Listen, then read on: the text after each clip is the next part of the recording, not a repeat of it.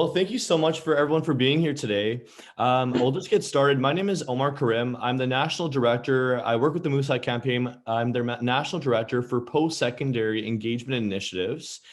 Today, I'm coming to you from the traditional territory of the Snuneymuxw First Nations. My father, Diamond Karim, and my mother, Shamshi Karim, from Uganda and Nairobi, Kenya. I was born on the Coast Salish territory in Vancouver, BC. And I'm just so excited to be here today. I'm so honored to be here today with everyone and each and every one of you. Thank you so much for attending today's session. And thank you so much for all your support in joining with the Moosehide campaign today in our Moosehide campaign day and day of fasting. A big shout out to all our fasters and for those who are sharing the campaign in their own and best way, whether it's wearing a Moosehide pin, sharing the values, making your pledges, or just sharing your message about ending violence. Before we begin, just some housekeeping details.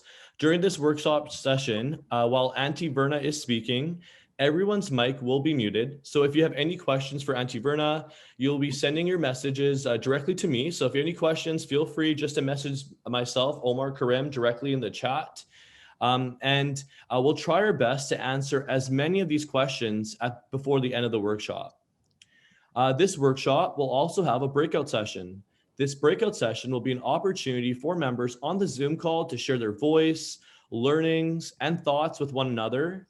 This will be the main opportunity where all your mics will be unmuted.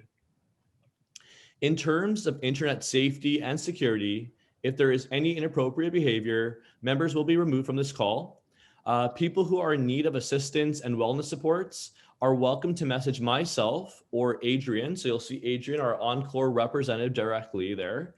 And you can message either one of us. And if you're looking for wellness supports, on the event website, you will see a list of wellness supports under the Wellness Center. So if you click the Wellness Center, you'll be able to see all the different types of wellness supports that are available to yourself. And this can be found with the following link. So Adrian's just going to post that link in the chat there, just in case you haven't seen it yet. At the end of the event, we would love to hear your feedback. And we will be asking 2 questions which will be brought on the Zoom screen. And we will ask you to add your feedback in the comments section, in the Zoom comments section. And if you can send these comments directly to myself, that'd be great. We want to take this opportunity as an amazing learning experience, and we want to hear your feedback. So today, welcome to our workshop. This workshop is titled Expanding on the Issue of Violence Against Women. And Auntie Verna McGregor is leading our workshop today. So I'm going to give a little bit of a bio and introduction to Auntie Verna. So Auntie Verna is from the First Nation Algonquin community from the Kitigon, Zibi, Anishinaabe, which is approximately 120 kilometers north of Ottawa, Ontario. Ottawa and Gatineau form part of the Algonquin Nation's traditional unceded lands. Verna has remained firmly grounded in her community and nation by also being part of the group of traditional grandmothers and elders. This includes the importance of promotion of retention of the Algonquin language and culture, which is so important when addressing issues from a cultural perspective. It gives me a warm pleasure to introduce Auntie Verna. Big wetch, Omar. Welcome, everybody. It's a mino pijaco kakina.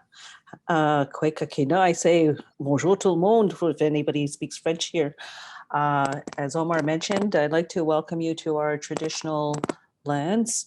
And usually when we come together, what I'm going to do is I'm going to start with a little smudge for you, actually to send you good energy for taking this time to fast and self-reflect and also raise awareness of this whole issue of violence against women. So if you don't mind, I'm going to start a little smudge here.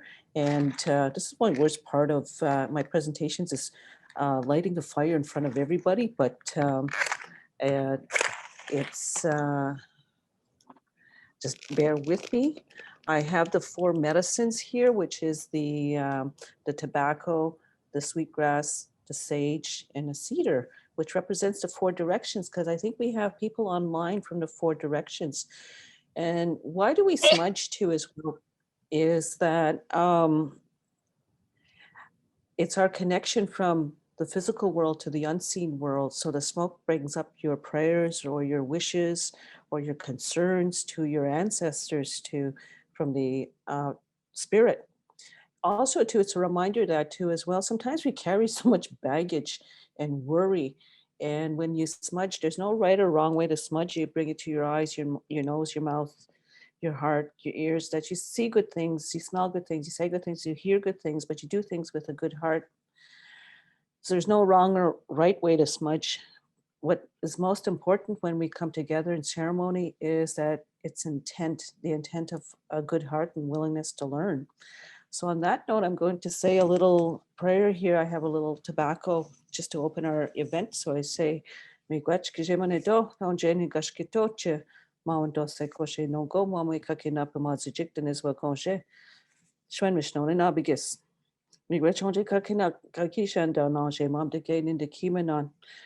Sky kikwejen kazo in the kimanon, we do gagya kakina pamazijik, onje onagdo abdan kakina guchin in the kimanon, mam de gain nishnabe aki. Miigwech kakina ete kishiko kizis, to be kizis, a shecho nangshak. We dokwana, nanokamis non, to be kizis, onje onagado abdanya kakina guch nabi punksing, CB, Saigon, shich We dokwa nanokamis non, onje onagado abdanya ekwewa onje onagado abdan kakina guch nabi. Miigwech ya ishkode, kagimijin, chimino abchitoyan. We do kagia kakina mam de ge ninawa ko je onagdo abdan kakina guch ishkode. Miigwech onje na sewen kakimijin chimino pamatsion. We do kagia kakina mam de ge pamatsijik daje akuzijik mame COVID-19 jin kardegya. Kan sheshkwat ningwe de simen kego gajemane doshish kana noch kuch ningwe de simen we do kakina mam de ge nin chino en dagnak ninokamas nanu shon sinana shitya ne bashkedag ma kamashit is welkonshim a shitch. Kancheshkwatni Simin, we doko shin and abigis, we doko kakina, mam de gay, we wisna jig, the marcus a jig, akus a jig, kaye, we nebo jig. Shwen mishnon and em, and abigus, mia, miigwech. After this, I'm going to have a test for translation for all you people out there. Um, I say this in the Algonquin language. Really, what I'm saying is thank you for allowing us to come together, and please guide my relatives well here that are coming together. And what I do really is I'm saying a prayer of thankfulness for also the four directions, similar to the medicine wheel, uh, but also to as well. Thank you for the earth and everything in the universe, but also to as well. Thank you for all the waters and the moon that guides the waters. And remember that women also are the keepers of the water. Thank you for the air, and please guide the people who are now sick from this COVID-19. Thank you for the fire, and also guide the men who are keepers of the fire. And we don't ask things in vain, in that we ask that you guide all our relatives here today. And I say miigwech 4 times, also to honor the 4 directions here.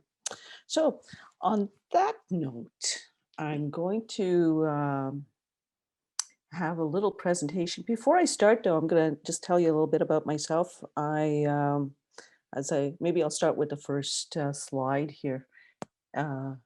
First, please. Oh, yeah, go back. Next one. But the next one, Adrian. There we go. I'd say Kwe Minwashin Lodge Nindon Makita, okay. Meaning, hello, I work at Minwashin Lodge. Minwashin Lodge is the Indigenous Women's Support Center here in Ottawa. And I've been there now for about 8 years, which is pretty amazing, I think, because I've done a lot of things. I've worked in different sectors too as well. And I think one of the reasons too I stayed there so long is also too as well, I see the transformation in the women and the children with the services that Minwashin provides. They have a violence mandate, a violence against women mandate. And so we have a shelter, which is at a separate location.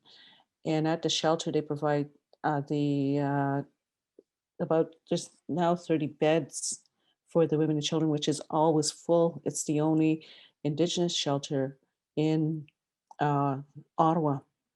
And at the shelter too, as well, they have outreach, and they have the storm, which is also the street outreach for families to provide support. But at there too, as well, they help them also with the housing first. So then at the separate location where I work is where we have the counseling. We have a Sacred Child program. We have we're a CAS, which is the Children's Aid Society designated site. So families have supervised visits at Minwash Lodge. Now that's been closed because of COVID. And we have the counseling, other counseling, like we had the art therapist and the other counseling, such as the addictions counselor, the trauma counselor. And then at the other end, we have a youth program, but also too as well, in my area, we deliver the employment and training. So it's a wraparound service. And that's why I think it has been successful, because it's not, violence is very multifaceted. It's almost like sometimes a bad planter wart. It has many tentacles, and that's why I'm saying it's healing on many different areas. Really, prior to that, my background has been more in the economic development. Really, I started off studying economics in school, and then went to work for Indian and Northern Affairs and capital management, but I didn't stay there that long. And then I went into real estate in Ottawa and stayed there for a number of years, about 6 years. And I was only like 19 when I was in real estate in Ottawa. And that was strange for me, because coming from the reserve, uh, nobody went into this area because, again, and I'll talk about that history too as well. And then from real estate, I went into banking, and I went to work for the Royal Bank as an assistant manager. But working in the finance area, I realized how much our people were left out of this whole, really, it's a game. So I got this job offer with the Assembly of First Nations and Economic Development. So I went to work there, and this is the early 90s. And again, what they were looking at is things like gaming, banking, the whole gamut of economic development. So, but again, too, as well, we'd have run into a lot of almost like conflict. They say, like, why can't you Indians develop economically? And you really look at it, it was more complex than that.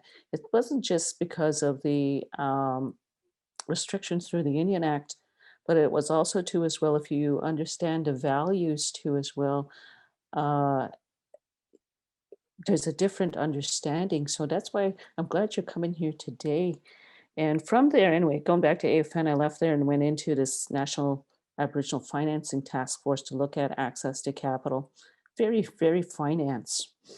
And I remember one time though, uh, um, and my coworker came to me and said, "I'm having a conference next week on adult children of alcoholics." And I remember that in my office, because I was the real executive from the banking. Well, and I said, "Well, why do you need a conference on adult children of alcoholics? I'm an adult child of an alcoholic, and I turned out just fine." But little did I know, maybe about 4 months later, I'm in a counselor's office, just bawling my eyes out, wondering why I'm suffering burnout here. So this is all connected in terms of also our journey here in learning, because sometimes too as well, we're given challenges, but the challenges also lead to our own growth, like all of you being here today. Next. So I'll start from the beginning too as well. And when we say, I always I do a lot of openings. So I say, welcome to Turtle Island. And they'd say, well, why do you say Turtle Island? Because I sat, while I was going through all the financing and all these jobs, I'd come home in the community, but I'd always sit also with the elders, and I would be sitting with my uncle, which is William Commanda, in the lodge as well. And really, we were raised pretty traditionally with my mother and father. So it was always at the backs. And I like the way they say today, just two-eyed seeing. But anyway, that's what they'd always say is welcome to Turtle Island. So if you look at uh, Turtle Island, if you look at North America, it is shaped like a turtle, and that's tied to our creation stories. But if you look at the turtle too as well, there's a significance to that too as well, where you see the 13 shells on the back of the turtle. That's tied to also that we have the 13 moons of the seasons. And again too as well, if you look on the side, we had our own calendar too as well. And that's why this connection to North America and the creation story, and it's tied to also the governance. And again, with all this, why I'm talking about that is because that was also um, us coming together today would have been outlawed. So I honor you today too as well for coming together, because at one time, and that's what I'll do is I'll go into my next slide here. Next, please. Oh, that's my next slide is, first of all, I talk about also welcome to Ottawa, and why I do a lot of openings for Ottawa is for us as Algonquin Anishinaabeg. We were called the Omamaninawag, which means the nomads. And why were we nomadic? Was that our understanding is that if you stay in one place too long, you overharvest the resources. We're hunters. We weren't farmers because the land here wasn't congruent to farming. Like our Haudenosaunee brothers and sisters, they're more of a farming people. We were hunters because of the topography here. So we're known for the birch bark canoe. And when you introduce yourself, I say, "Kwe, Verna McGregor," but I'd say, "Well, what's Jesse McGregor? Wagosh na do dema shichonim kipanesi." And that would be our traditional introduction. And I'd say, Fox is my clan on my mother's side, and Onimki Panesi, which is Thunderbird, is my clan on my father's side. Why would we do that is also because our clan system was based on the watersheds. And the significance of Ottawa is that you have the rivers coming together from the four directions, similar like the medicine wheel that you see here, where you have the Gatineau River. We call that Tanagatinsibi from the north. Then you have the Ottawa River, which is Kichizibi, coming from the west to the east. And then you have the Rideau River, which is they call Pasa Perpetuan. And so again, it's a funny river coming from the south. So the center, we would meet at the Chaudière Falls and talk about what's going on the land. So again, too, if you know the medicine wheel too as well, it represents the four directions, the four seasons, but at the center represents that need for balance. And the understanding there at the center also too as well, we're here for the children and the next generation. So I find it interesting today too as well that uh, Parliament Hill is at this confluence. And so if you look at CPAC, sometimes I always say that I wonder if they know that also too as well, the need for balance is if you look at their debates and whatnot. So here we are. Next, please. Again, too, as well, I mentioned earlier, that's the medicine wheel. And it has many teachings. It represents the four directions. You see the north, the east, the south, the west.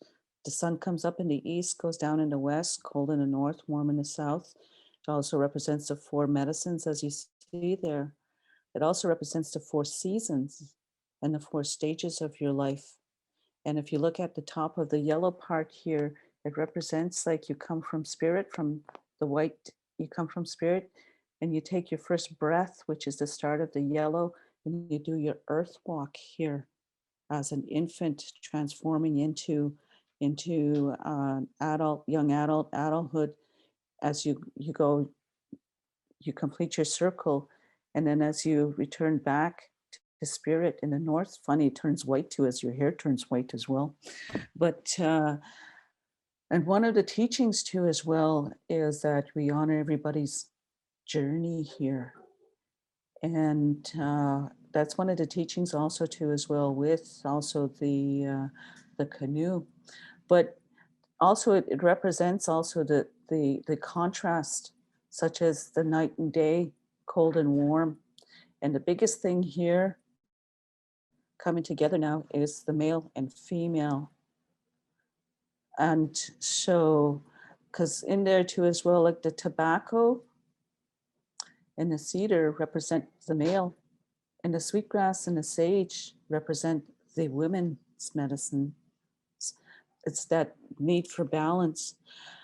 When I talk about this too as well, because a lot of times too, when they talk about diversity, I was just doing an opening this morning with Black History Month, but I said it's not, it's going back to that where what our elders talk about is diversity starts first with the male, female, and I'm saying like although our roles were different, and if you want to go to the next slide, although, oops, maybe I'll go back.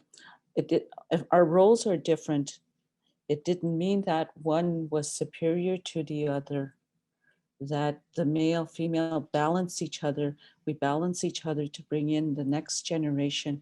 And you see women are keepers of the water, men are keepers of the fire.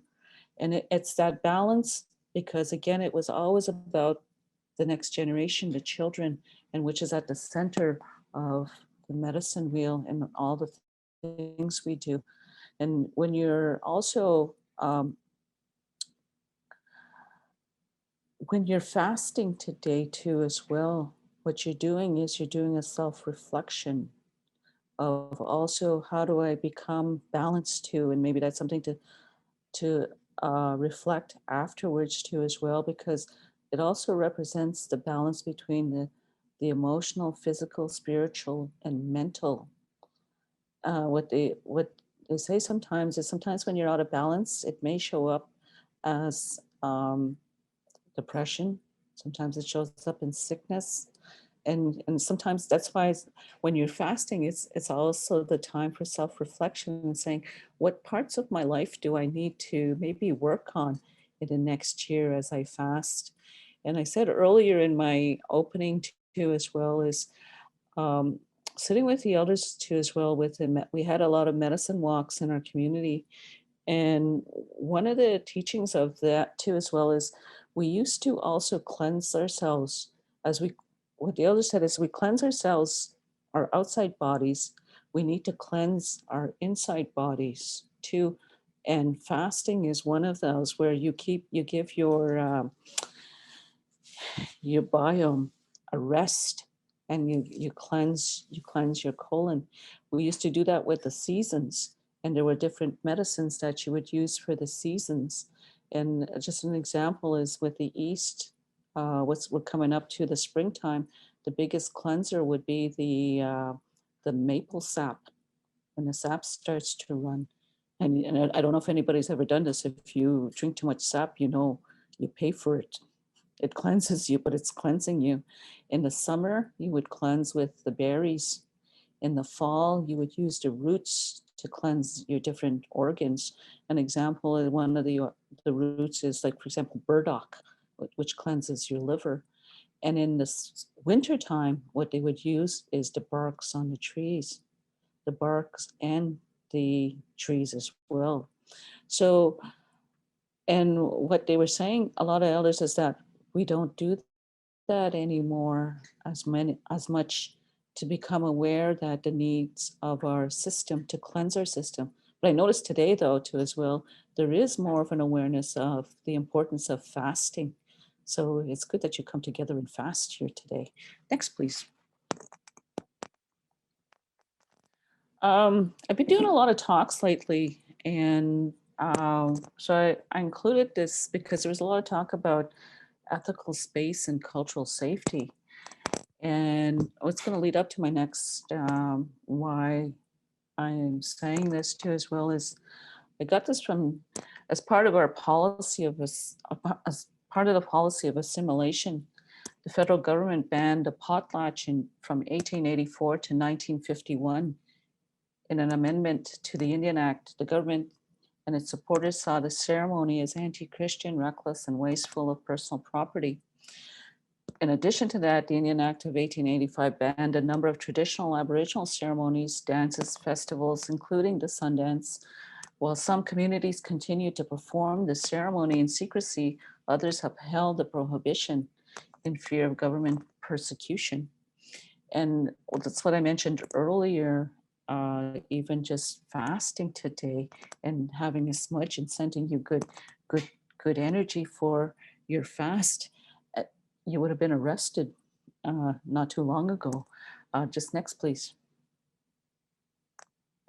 I also include, like, for example, like the American Indian Religious Freedom Act of 1978. It protects they just passed that in 1978. It protects the rights of Native Americans to exercise their traditional religions by ensuring access to sites, use, and possession of sacred objects, and the freedom to worship through ceremonies and traditional rites. So why I'm saying that is also too, as well, it's almost like your warriors today too, coming to fast with the Moose Hide campaign. And then we're doing this online here. So things have changed too as well. But next. So again too, as well as this colonization happened, there's still the difference in understandings, and that's why I wanted to do this talk today too, is also to, like, an example, like I mentioned earlier, that women are the life givers. We bring in the next generation. We're the nurturers, and men are the providers, protectors. But again too as well, so next, but before I say that too as well, just a little thing about the picture as well is that that's our traditional dress. For us as Algonquin, we're hunters, and that understanding too as well is that with the hunting too as well, in order to honor the animal, and we're talking about the Moose Hide campaign here today, in order for the animal that gave up its life for you to sustain yourself, what you would do is to honor the animal, you would use as many things as you can, so that the animal did not die in vain. So this is our traditional dress. We'd use the buckskin to make the clothing, but we'd also use the bones for not only tools, but also too as well, we'd adorn, we'd make the necklaces too as well. But again too, it's that understanding that also it's the spirit of the animal, and to honor everything. Next, please. So that's why too as well, when you're looking at your moose hide label to it's also treating your moose hide tag with respect. It's because the moose did give up its life so that to raise awareness on the need for violence against women and girls, and the healing of yourself too as well. The biggest thing is also to why I'm here too as well is that when I first started in this violence against women, I was working for this National Aboriginal Circle Against Family Violence, which was the shelters and transition houses across Canada. And I attended a conference in the beginning at the start when I started working there. And it was the elders who stood up and they said, You know, it's good that you're providing a lot of services for women and children that are escaping violence. We have like the shelters and the transition houses. But what are we doing for the men to heal them as abusers? Because what happens is if we throw them in jail, what we noticed is when they go off to jail, when they come back, they haven't addressed their own healing. Instead, they sometimes come out with more violence and more skills towards violence. So are we really addressing also this violence against women? So that's why I think too as well, this Moose Hide campaign is so important. The other part is also too as well, like I said, I mentioned again here, that I have the keepers of the water and keepers of the fire. It's that although your roles are different, it didn't mean one was superior to the other.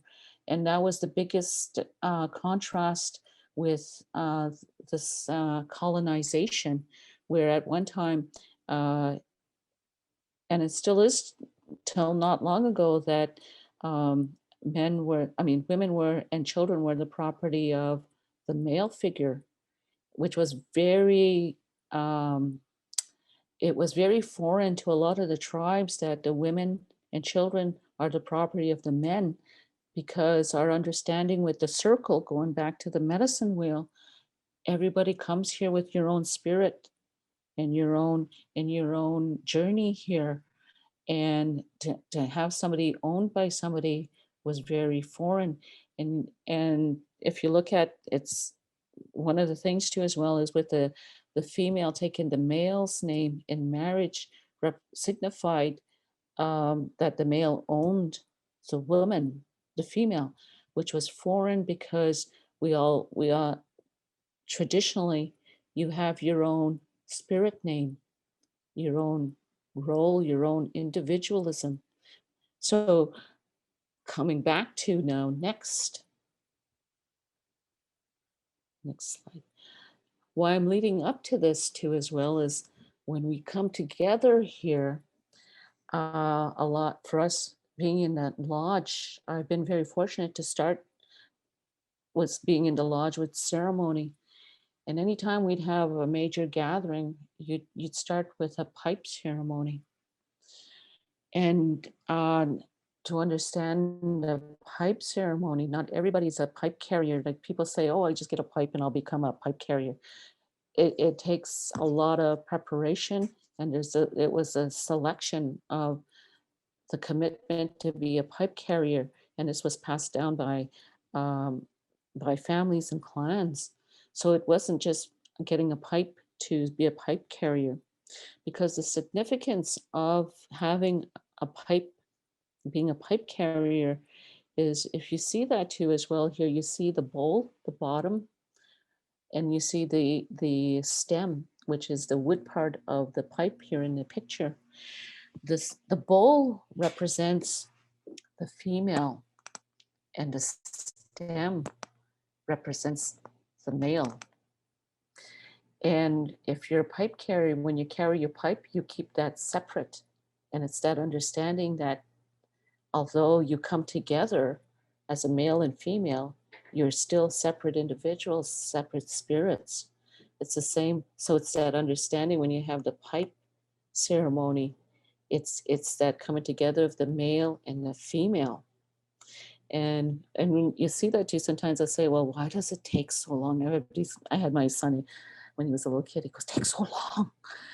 Well, with the pipe, the ceremonial person is asking all the relatives to come in and be with the gathering, to bring in spirit of all the relatives in the universe, the stars, all the animal spirits, the rock spirits, the plant spirits, the human spirits. So that's why when they put the tobacco in the bowl, it's the invitation prior to that. Then when they light the pipe, it's that connection from now the smoke from the physical world to the unseen world, so that it's reminding everybody as we're coming together and talking of the responsibility of your, whatever it is you're coming to meet, that your decisions, that everything is interconnected. And sometimes you think you're making a decision in isolation, but you're actually really connected to so many things. And sometimes too as well, people think that they're isolated and I'm so alone, I'm so lonely, when really you're you're connected to everything. And that's why too as well, we need to heal ourselves even with from the violence, is becoming aware of violence, because of the impact. It doesn't only just impact the person you've harmed, but you may have harmed their whole family and the children. And so again, too, as well, that's where I'm taught the importance of ceremony comes together. It's a grounding. Next, please. So why I'm saying that too as well is also because yes, at one time too, and it's not, it's just done recently, that ceremony is coming back here. And that's why I said I commend you for participating in the Moose Hide campaign. Because also too, it was foretold that there's going to come a day where there's going to be a seeking of knowledge now as to why we lived the way we did too as well, because um, the earth is going to be out of balance and we need to come together, one mind and one heart. So this is one of the pictures I said here too as well. I just say what this is the contrast of the native understanding, an example of the contrast of the native understanding and the non-native understanding. And on the left here on the top, that for us as Algonquin, we weren't known for the teepee, we're known for the pikogan, and it's the wigwam, and it's made of the birch bark, and it's oval. Why is it oval? Actually, too, because there was an abundance of birch bark prior to forestry, but also too as well, it represents the womb some of the female, where you come from the womb. Everybody comes from the womb of the female, and the importance of the female bringing in the next generation. It's always that reminder of respect. And then so on the other side now today we have, this is my real estate days. I used to go into big houses and I used to wonder, I said, sometimes there was only two people living in such big houses coming from the reserve. And I was thinking, oh boy, like what happens when everybody has such big houses and they have to heat them? And now we have an issue of global warming here. And also too as well, there's the issue at the bottom here of urban sprawl. So why I put this here is it's the contrast. The contrast, one extreme is the understanding is we don't know, we don't own anything, that everything belongs back to, goes back to nature, but back to the creator. The other, on the other side, the native point is it's that uh, the need to for continuance, it's almost like a fear that we'll be forgotten. And so and the system is geared to uh taking more than we need. So how do you balance that? And what I was saying is sometimes um one side's not superior to the other, but how can we put our minds together? Because right now, what we're doing is, like, if you look at the sprawl at the bottom here, we are overdeveloping to the point here where, to the detriment, we have 80%, we've lost 80% of diversity on this earth. So again, that's where I was saying, how do we, as we're healing ourselves to violence against women, how can we heal ourselves to the biggest life giver, which is the earth, our mother? And that's where I said, that's where I think innovation comes next.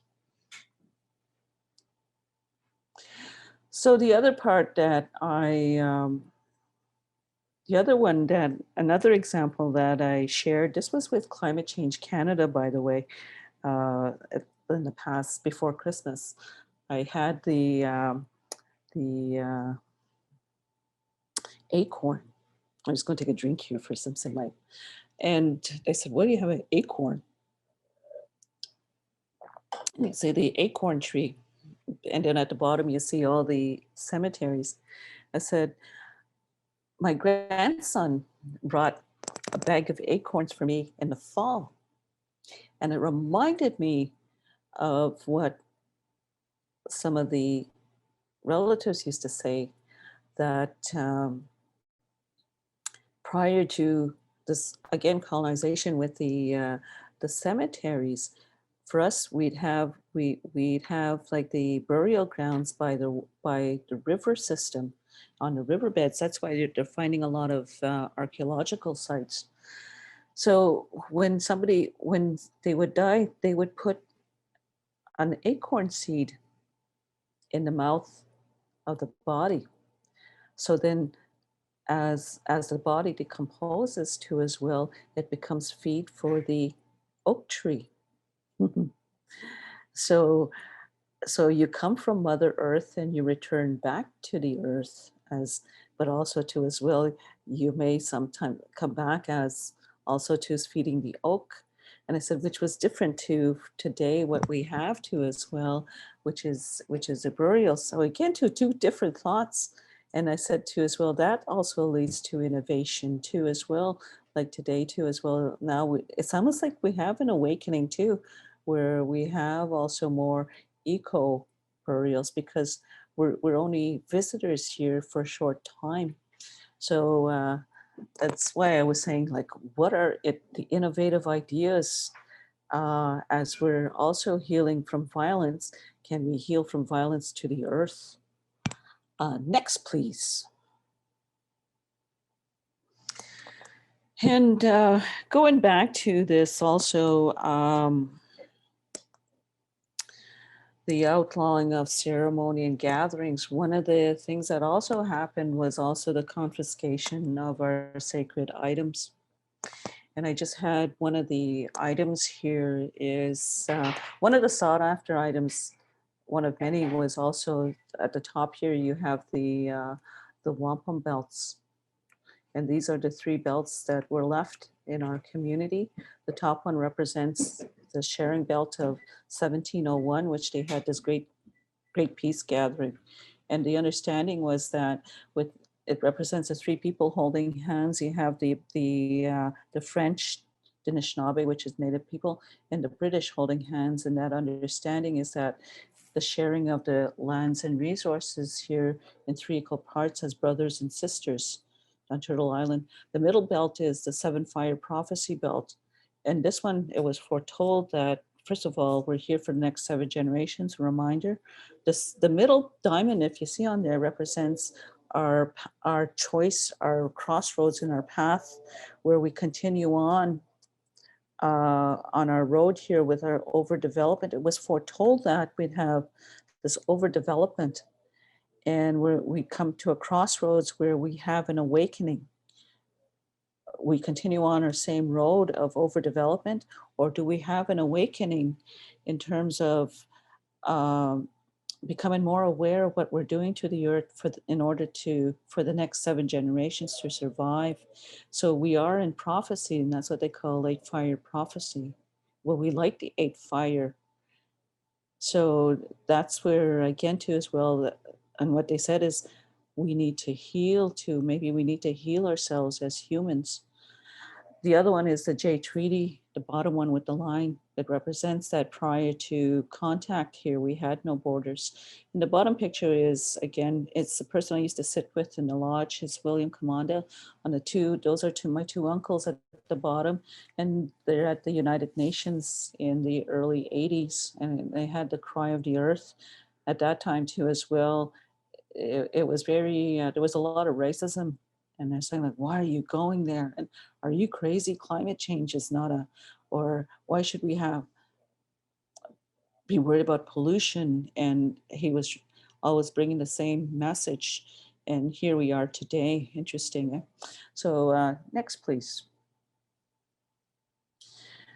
And again, to just falling back to what is wampum. Again, those are the beads. I just really quickly, I'm running out of, it represents, again, this one, it represents, this is one of the belts one of them is similar to the Smithsonian, they were confiscated too as well. And we work with researchers on this.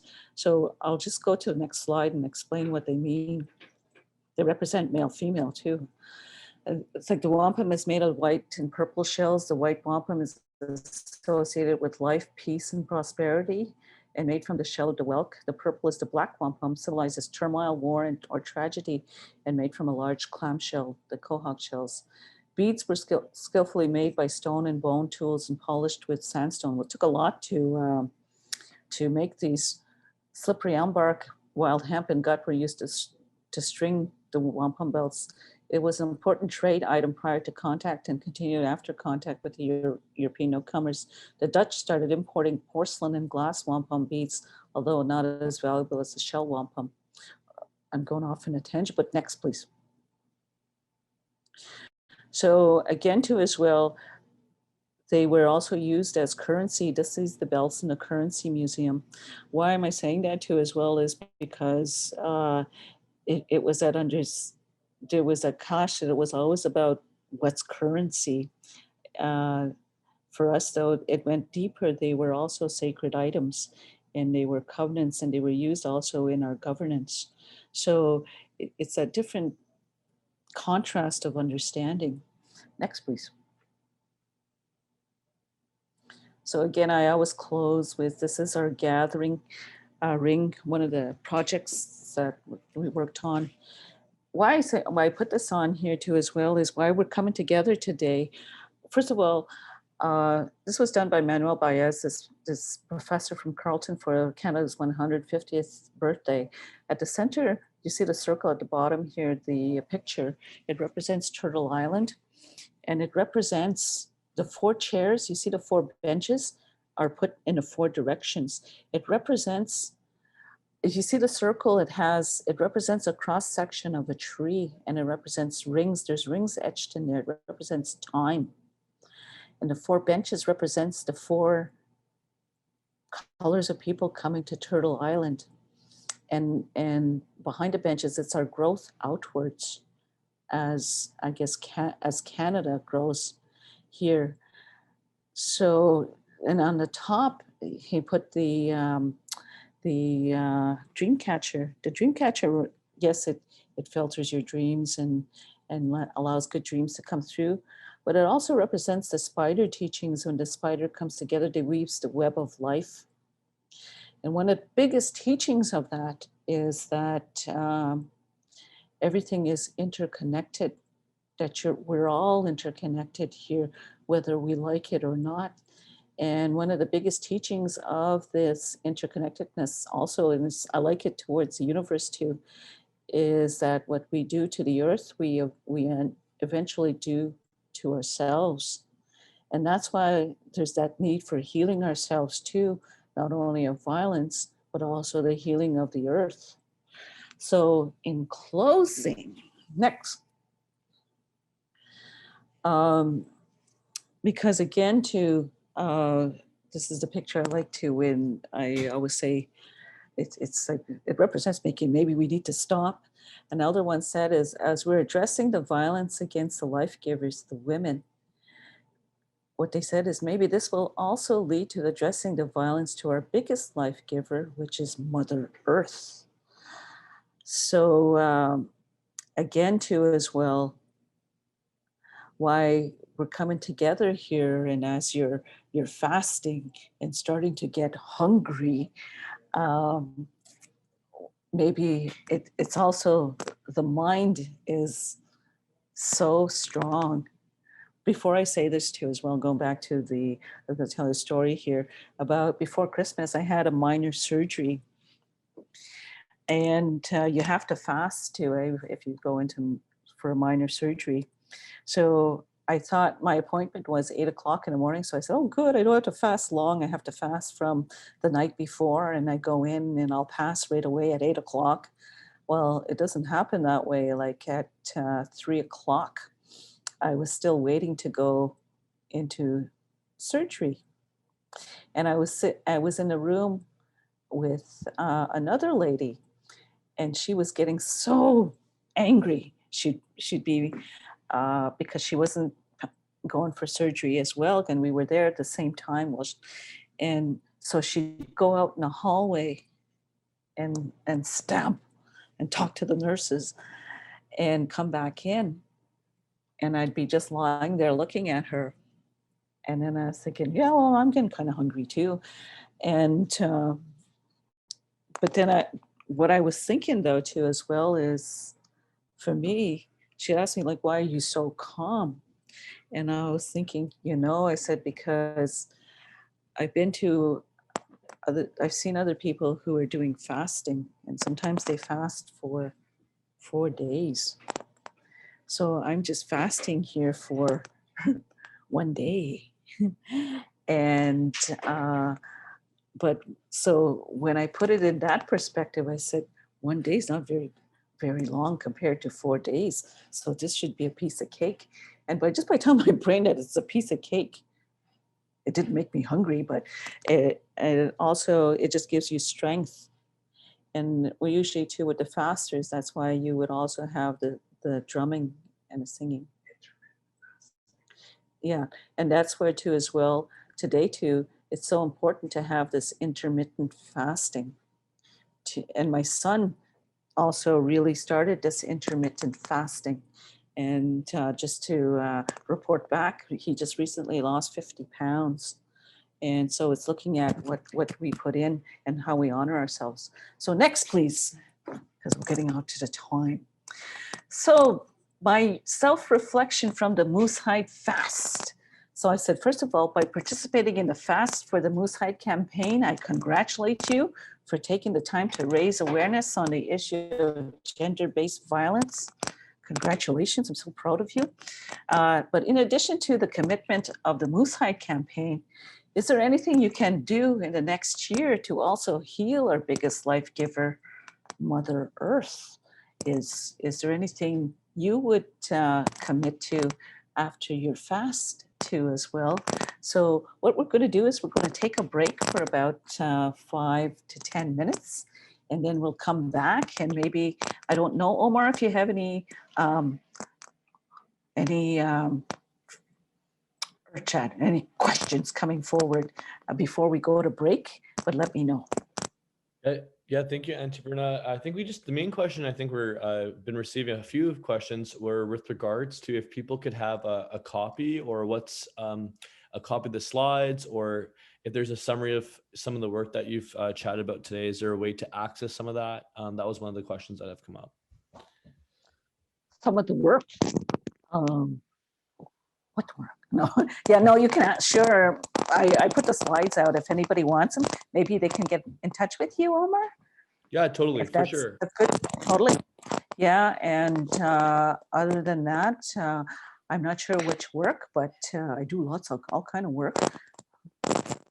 Great. No, but Minwashin Lodge, if you want to also too as well, if you want to, we can volunteer. They're always open to volunteering at Minwashin.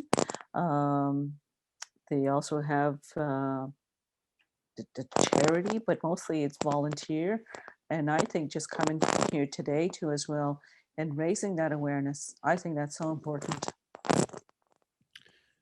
Great. So for those who are asking about the slides, I'll put my email address or an email address in the chat there, so you can email us with that. Then what we'll do is feel free to follow up with myself, and I'll be able to provide you with Auntie Verna's slides.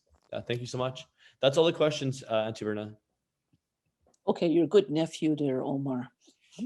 Omar called me at it's actually 1:30 here, and it's really 10:30 his time, and he goes, it's so early. And I said, you sound like a teenager, Omar. But it's 10:30 his time, so it is kind of early BC. Okay, so we're going to go for a break, and we'll come back in about 5-10 minutes. Do you have a time? 2:28. We'll see you back in about 6 minutes, and I'm going to show you a little video, and we'll close. Miigwech. Awesome. So I think everyone's back now. Hope everyone enjoyed their break. I'll hand it back to Verna just to kind of take us to our next part of the presentation and the workshop. Yeah, Yeah, I just wanted to have a little discussion in terms of also bringing awareness of what you could do in the next year. It doesn't have to be earth shattering, but it's maybe also becoming aware of using, for example, I'm going to compost more. I'm going to use less plastics. Um, Maybe I'll drive less or whatever, but it's also your choice here too as well. And I was just mentioning to, I forget the other lady's name in our breakout room, and I said, last week I was talking to, again, Climate Change Canada, and they were talking about the water. And I said, um, for us, our understanding, because of the rivers, I said, women are keepers of the water. And why is that important? I said, is because an example, why are women the keepers of the water? That comes from too as well. Like, for example, when a woman is about to give birth, she busts her water Sorry, to bring Verna, I in think new your life. beads are rubbing again. Yeah. Okay. It brings in, when you're about to give birth, you break your water to bring in new life, just like where spring is around the corner and new life is coming in. So that's why the importance of women as keepers of the water. So, and I said, so with climate change, I said, how does, for example, gender-based analysis come into play if you're creating a water agency? Especially an example is we're now in the age of microplastics. And these microplastics now are making their way into the wombs of women who bring in the children. And how does that impact the unborn children? So again, it's raising that awareness, and maybe I need to stop and become more aware of what I'm doing, or for example, not wasting water, honoring the water. So that's what I was thinking of. It doesn't have to be earth shattering. But for me, I also know I have a little video here because I said one of my commitments is I've been trying to work with this group, the Akasibi project, and they're trying to work on a conservation project. So they developed a video, and one of that is also connecting back to one of our sacred areas, which is so important.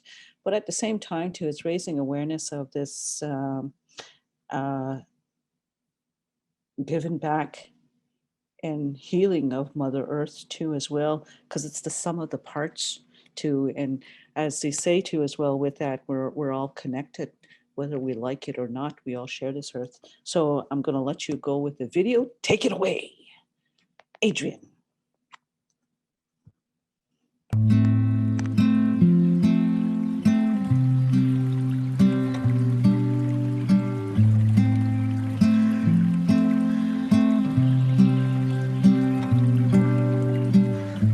We are still on this land,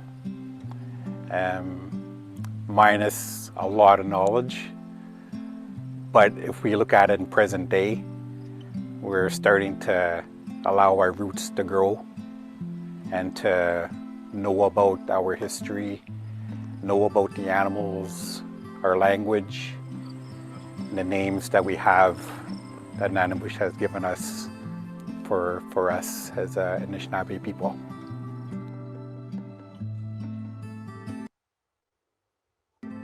There is some beautiful country back not too far from where we're standing right now. All this area where we're standing right now, it's all been covered over because there was a sawmill here back for quite a few years. The right location is 15-20 kilometers from now that was protected and set aside for us people to use the land.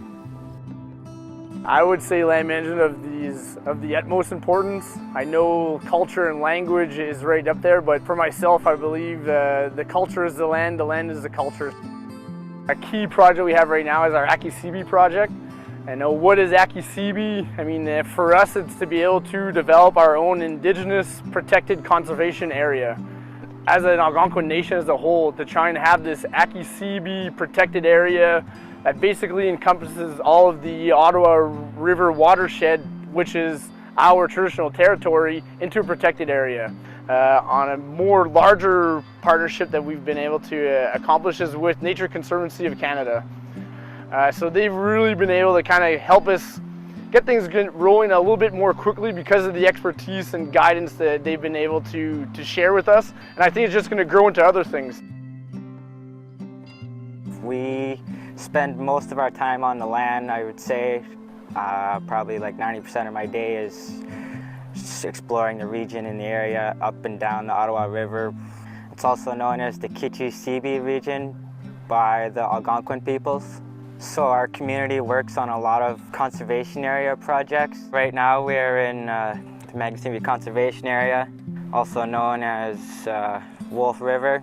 This area was established by Wolf Lake First Nation in 2008.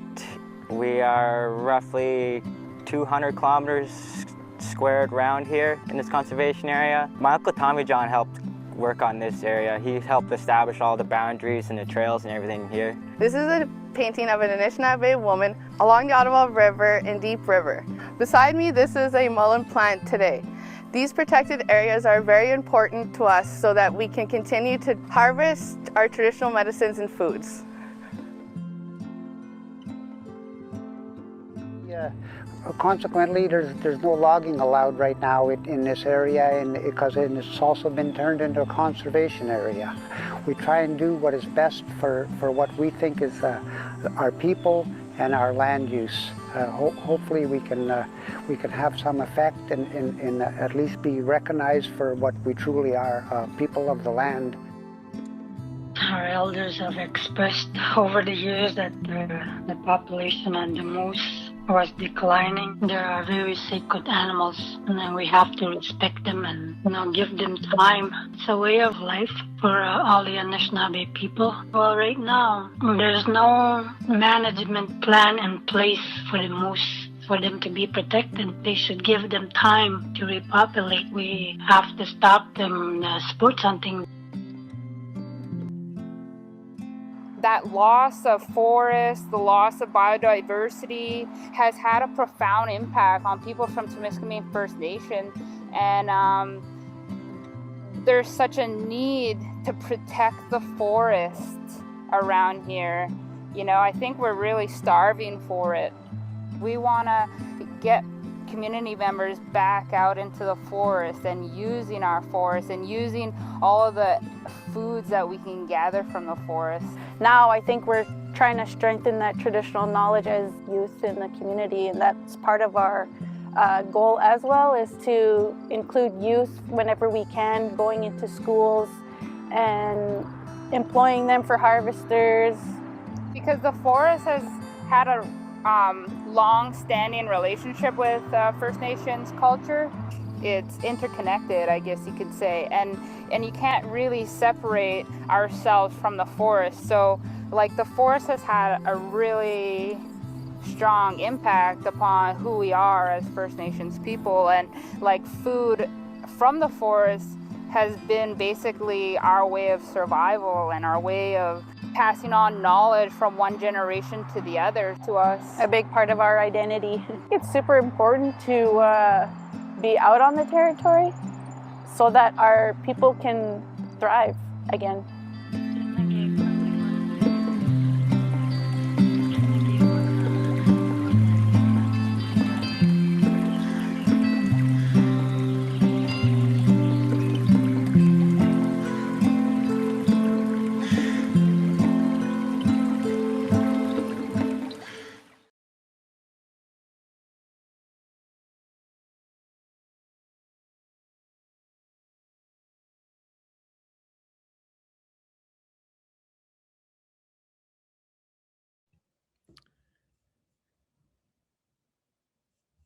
Auntie Verna, I think you're muted right now. I think you're on mute. Let's get So I am on mute. I muted myself again. There we go. Yeah, so I think I'm getting pulled into this project more and more, but I enjoy it because it's part of the heart of who it speaks to you. And I think that's what we're all about here too, on your journey here on the circle of your own medicine wheel, is also you need to go with what speaks with your heart. Even being here on a fast, your heart has been speaking to you. But also don't forget to as well, my son just lost 50 pounds with intermittent fasting. So it's all good. but it's also becoming aware too, as well as we clean our outsides, we need to clean our insides and clean our thoughts too as well. So on that note, I'm going to bid you a fine day, a good day. I have to go and join another meeting, and I have to leave you abruptly. I apologize for that, but I want to thank you for taking the time to come and listen, and I wish you well. Miigwech. And off to you. Thank you, Auntie Verna, for facilitating this workshop and sharing your inspiration with us. I think I'm fasting today myself, and I think a lot of the words of wisdom and knowledge that you shared today really are helping me get through today. So thank you so much for being here and facilitating the workshop. And thank you for all the participants for attending.